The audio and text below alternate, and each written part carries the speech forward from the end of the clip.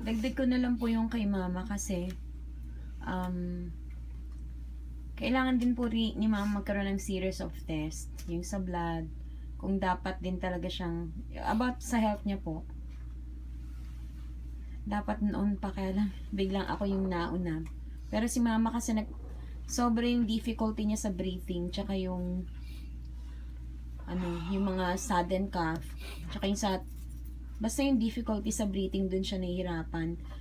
May finding sa kanya na may asthma. Si mama naman, palagi po kasi, which is tama naman din, yung kahit po may gamot, palagi niyang dinedepend lahat sa Diyos.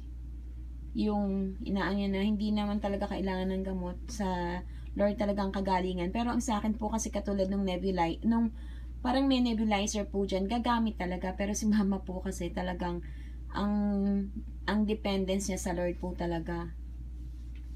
Kaya by God's will din po, talagang kailangan siyang magkaroon ng series of examinations sa hospital. Okay pa natin.